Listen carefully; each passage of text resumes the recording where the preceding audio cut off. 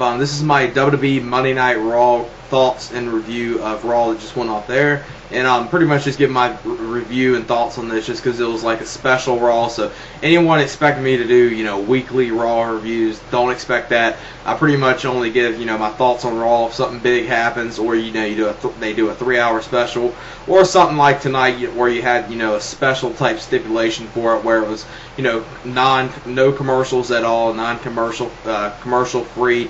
And overall, before this show, I was expecting this show to be a complete clusterfuck. I was not expecting anything from the show. I thought it was just going to be a complete bore of a 2 hours. But actually, this Raw really shocked me how good it was. If Raw was this good every week, WWE would be very good, and Raw would be probably one of the top shows if Raw could actually produce stuff what they did tonight on a constant basis week after week.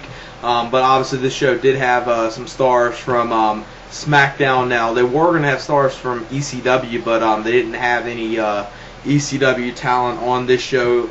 But overall, it was pretty solid Raw. Now, what it started off with, obviously with Donald Trump starting the show off with. Fairly short with him, so that was good, short and sweet with him. Then after that, John Cena comes out there, pretty much introduces the fans to the commercial-free Raw. Then you see the Miz come out there after John Cena calls him out. You see a very good segment between John Cena and the Miz. I really overall enjoyed this segment right here. It was actually one of those segments that, started the show and it went, a little past 15 minutes. But it actually was, a good, enjoyable segment. It's building up to a match that's happening at the Bash pay-per-view this coming Sunday, which should be a pretty interesting match. And I'm definitely interested to see how it's going to be. John Cena versus The Miz is going to be happening. So thankfully, we're going to see John Cena in a match other than him taking on Big Show. And this is definitely going to do wonders for The Miz right here. Obviously, John Cena is going to go over this Sunday. I cannot see The Miz beating him. Or if The Miz actually does beat him in a very, he'll beat him, in a way where, he'll use, hold on to the tights, use a weapon behind the referee's back, and just pin him that way. But I highly doubt that will happen. It would be kind of like the Jack Swagger match that happened a few months ago on Monday Night Raw, where it's pretty much a match to build someone into a star, and that's what it's going to do with Miz. I think it's, going to be an enjoyable match, and I'm definitely looking forward to that match. Then after this, you got a SmackDown 6-man tag match here. You had Jeff Hardy teaming up with Khali and Rey Mysterio versus Chris Jericho, Dolph Ziggler, and Edge, with CM Punk on commentary. CM Punk, I was looking forward to him being on commentary a lot, but he really didn't chime in with that much commentary as I would expect him to do. He threw in a couple things, but not as much as I was expecting. But nonetheless, this was actually, a good 6-man tag. You saw some good stuff with Chris Jericho and Rey Mysterio, like always. Even the stuff Dolph Ziggler and Great Khali did with each other was actually somewhat enjoyable.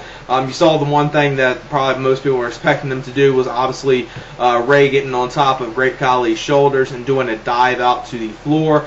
And Great Khali was actually going to start climbing up to the second rope and looked like he was going to do a dive, but Chris Jericho stopped him.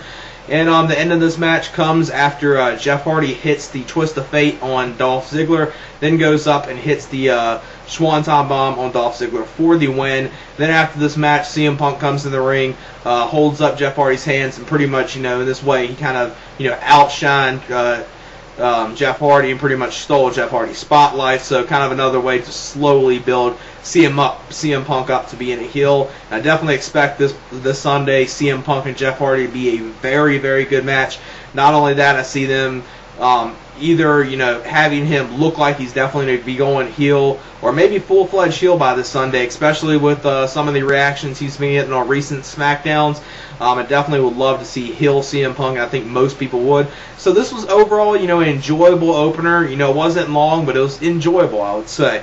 Then the next matchup was Primo Colon versus Cody Rhodes. And this was a match to pretty much build up to the Colones versus Legacy this Sunday, with the Colones taking on Cody Rhodes and Ted DiBiase. And that's actually, should be an enjoyable match. I'm definitely glad, you're finally getting a tag team title defense on pay-per-view, so that's something good to see. And the pay-per-view is not called Night of Champions, where they just have to have the titles on the line just so they can say we got a pay-per-view that has all the titles on the line. It's actually going to be 2 back-to-back pay-per-views. You're guaranteed that a tag team title is going to be on the line, so that's pretty good to see.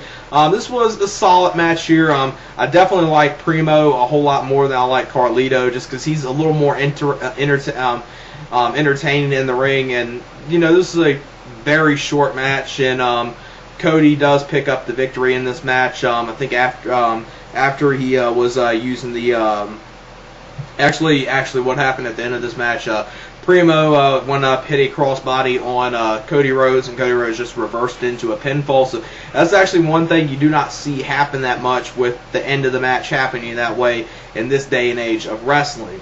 Then the next matchup was shockingly good. This was Triple H versus Randy Orton for the WWE Championship Last Man Standing match. Now, the ending of this match was a little weak, but it was an ending that I think most people were expecting. But this is a match, if they would have had this type of quality of a match on WrestleMania, I don't think that many people would have shit on that match as many people shit on the match they had at WrestleMania, because this was a very good match, and hopefully they do something good this Sunday, because they are going to be having another match this Sunday. Later on announced on the show, they announced it as 3 stages of hell, with the first fall being a regular match, the second fall being Falls Count Anywhere, and the third fall, if necessary, it will be a stretcher match. So if they can do what they did tonight in this match within those 3 stages of hell, I would say it should be a very good match, because this was definitely a good match. I mean, for a TV match, it probably got, maybe a little over 20 minutes, and I would say, even though most TV matches I wouldn't want to give star ratings, but if I actually did, I would probably give this, at least close to 3.5 stars, because I actually enjoyed the match. The ending might have hurt it a little, but you saw some good brawling, good back and forth action between those two. And the way this match ends, it ends on the stage. They're both pretty much beaten up. Triple H hits Randy Orton with the pedigree. Triple H is laying down, and they got a ladder that they pretty much looked like they were going to do some type of spot on the stage, but they didn't do it with. It was just pretty much standing up, and Triple H tried to grab the ladder to get up before the 10 count. Neither one could answer the 10 count, so that's the reason why they're doing another match at the Bash this Sunday in 3 stages of hell. And if they can perform what they did tonight, it should be an enjoyable match. It should be very solid. Hopefully they can do 2 good back-to-back matches. I really enjoyed this Last Man Standing match, because I was not expecting anything from it at all. I was expecting this match to be completely utter shit, but it was actually enjoyable, I would say. Even with the ending of it being a little weak, they could have probably had a better, way they could have played off the whole neither man could hit the 10, get up by the 10 count. Would have worked better if they would have done kind of like what Rock and Mankind did back at St. Valentine's Day Massacre 99, where they both hit each other with a steel chair. Probably would have came off a little better if they would have done something like that. But nonetheless, it was an enjoyable match, and really shocked me how good it was, since I really haven't enjoyed any Triple H and Randy Orton matches, probably other than Backlash of 2008, where they had that fatal 4-way match after John Cena and JBL got eliminated. Them two took on each other for a little bit, and I think that match was even a Last Man Standing match. These two do, I guess, work good in Last Man Standing matches. I did enjoy the ending of Backlash 2008 with their match being a Last Man Standing there, and this was Last Man Standing, so both of those work pretty good. So hopefully with those 3 stipulations, we'll see something good this Sunday. And I'm pretty sure that all the 3 stages of hell that has happened, Triple H has been in every single one. He was in the one in 2001 against Austin. He was in the one in 2003 against Shawn Michaels, and he's going to be in this one against Randy Orton in 2009, coming up at the Bash this Sunday. So hopefully it'll be an enjoyable match. Like I said, if they can pull off what they did here, it should be enjoyable.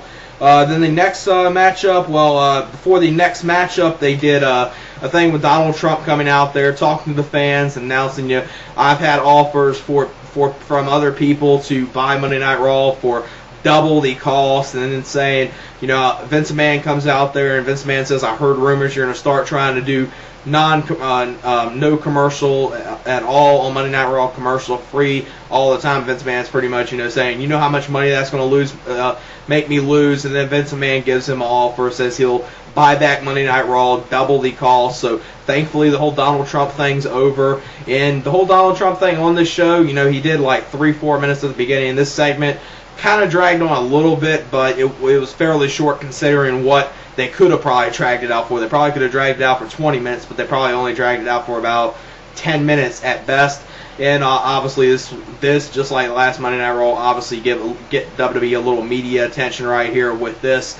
Some of the media, hopefully this time, will not be as dumb as they were last week and actually know, yes, this is a storyline. This is not actually a Vince McMahon paying double the price. This is just a part of a storyline, but yet some media outlets probably be dumb enough to actually buy into this and say Donald Trump got more money out of here and he actually sold back Vince McMahon Monday Night Raw, because I'll expect some media outlets to actually be that dumb.